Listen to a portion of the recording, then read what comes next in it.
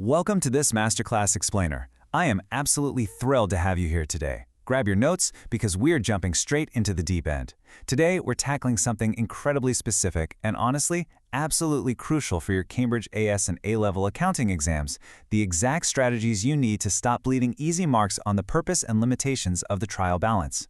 If you've ever felt like you totally understand the raw numbers, but somehow your exam scores just aren't reflecting your actual effort, well, this session is built entirely for you. I'm going to be your master coach today, showing you exactly where the pitfalls are. Take a really close look at this striking warning. It's pulled directly from senior examiner reports. Most students are literally throwing away easy points on this exact topic. Why? Because mastering the purpose and limitations of a trial balance isn't just about crunching the math or balancing columns. It's about systematically proving your underlying understanding of the accounting principles. We're going to dissect the anatomy of these questions. Once we install this analytical framework into your brain, you absolutely won't be one of those students leaving marks on the table. Here is our strategic roadmap for today. We'll start with the trial balance trap. Step inside the examiner's mind, uncover the top 3 exam mistakes, deploy the method mark strategy, and finally, master critical analysis. Let's kick things off with Section 1, the trial balance trap. So, why do students find evaluating evidence and drawing conclusions so incredibly hard? The trap is that perfectly capable, mathematically gifted students treat text questions like math problems. But let's look at the anatomy of the command words. There is a massive difference between analyze and evaluate. If a question asks you to analyze, you're just breaking down the data. But if it says evaluate or to what extent, you have to judge the validity of that data. The real challenge lies in the fact that evaluating evidence requires true analytical depth. You can't just define a trial balance. You have to evaluate the hidden constraints of the prompt. Moving right along to Section 2, let's take a peek behind the curtain and get inside the examiner's mind. Cambridge assessment objectives explicitly target 3 distinct cognitive domains, and you have to treat these like unlockable tiers of mastery. Let me give you an example. I recently worked with 2 scholars, let's call them Alex and Sam. Alex is highly technical, a total wizard at formulas, and crushes that first tier, knowledge and understanding. But Alex completely freezes on open-ended questions. Then you have Sam. Sam is a creative thinker, great at making arguments for that 3rd tier, evaluation, but struggles with structural precision and timing. To get full marks, you can't just be an Alex or a Sam. You need to bridge that gap with the 2nd tier, analysis, to consistently demonstrate competence across all 3 domains. To hit those top tiers and blend Alex's technical skills with Sam's evaluative ideas, you need to understand this core principle: logical, structured reasoning. This is the ultimate academic benchmark. It means prioritizing analytical depth and evidence-based justifications over superficial summaries. You must anchor your answers in this principle. Every single point you make about a limitation or a purpose must be backed by systematic, evidence-based analysis. No fluff, just structure. Now that we know what examiners want, let's jump into Section 3 and look at the top exam mistakes you must actively avoid. Out of all the possible errors, Cambridge Principal Examiner reports have identified exactly 3 major recurring mistakes. These are the 3 traps that continually drain marks from otherwise high-scoring, technically strong exams. Let's break them down. Here's exactly where things go off the rails. First, conceptually, students confuse cause and effect. For instance, an error in the ledger is the cause. The trial balance mismatch is the effect. Don't mix them up. Second, technically, students forget to check their format and presentation. This is where our student Sam usually loses points. Great ideas, but sloppy execution. And third, the application mistake. This is where Alex usually stumbles. The answers are just generic textbook regurgitations not specific to the context given.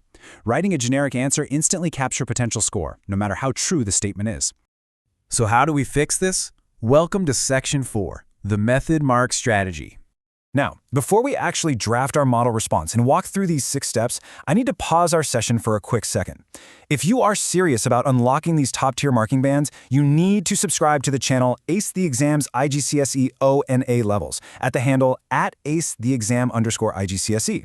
Make sure you click that subscribe button and absolutely enable all notifications. Hit the bell. We are dropping weekly Cambridge breakthrough strategies just like this, and you do not want to miss them. Okay, let's get back to it. To capture every possible method mark, you must use this 6-step procedural framework. Deconstruct the question, extract the data, select your framework, execute with clear notation, verify, and finally present with perfect terminology. Central to that entire methodology is data interpretation. Imagine you've hit a major roadblock in your exam. You've got a massive paragraph of business context, and your brain just stalls. Here is the cognitive strategy to get unstuck. Your practical application must showcase professional skills. That specifically means you extract the data accurately, you interpret the underlying relationships, like how a suspense account impacts final profit, and then you draw evidence-based conclusions using precise terminology. Don't panic, process the data. We are in the home stretch. Section 5, Mastering Critical Analysis. This is the key to those top-tier grades. Let's do a quick mental pause and practice right here. Think of this as an interactive workshop. To truly evaluate evidence quality regarding a trial balance, you have to actively identify its limitations. But it goes deeper. What assumptions were made when the data was compiled? Are there alternative interpretations? And crucially, what is their effect on the final conclusions?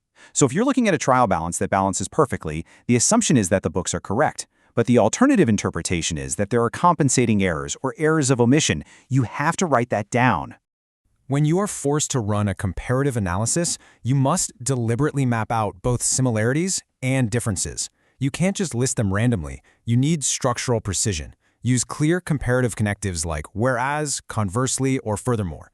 Support every single point with solid evidence extracted from the text, and then actually draw conclusions about their relative importance. Tell the examiner which factor actually matters more to the business in question. Okay, spot the flaw. If a student writes, a limitation of a trial balance is that it does not show errors of omission. Boom, 0 marks for application. Why? Because it's generic. The most critical examiner alert is right here. A generic answer fails. Now let's transition that to a flawless, full-mark response.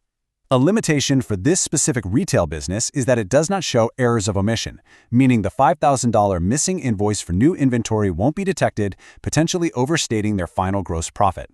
See the difference? Linking every single point directly to the given scenario is the only way to earn full marks. A brilliant way to retain all of this methodology is to create your own mnemonic device. Under exam pressure, your working memory shrinks. By using the first letters of these core terms to create a memorable phrase, you can instantly recall the framework. Think of it as your last 5 minutes review checklist. If you memorize the structure, you won't freeze when the clock is ticking down. Your ultimate goal is to move past the descriptive levels. As this quote lays out so perfectly, higher-order objectives demand the evaluation of alternatives, the comparison of approaches, and justified recommendations based entirely on contextual evidence. You are essentially acting as a professional consultant for the business in the exam prompt. Give them a justified recommendation, not just a summary of what a trial balance is. I want to leave you with this final, provocative thought to synthesize our entire masterclass. Are you just doing the math and summarizing the numbers, or are you truly evaluating the real-world evidence and proving exactly why those numbers matter in this specific business context? Crushing Cambridge exams requires consistent strategy, not just memorization. Remember our 3 core pillars today. Scan the command words, balance your paragraphs with context, and review your structure. Now I need you to hit that subscribe button for Ace the Exam's IGCS EO and A levels at the handle @ace_the_exam_IGCSE. Turn on the notification bell for more incredible exam hacks. And right now, leave a comment down below with your exact target grade. Put it out there, claim it, and let's go get it. Thank you so much for joining me today. Keep practicing, keep contextualizing, and I will see you in the next masterclass.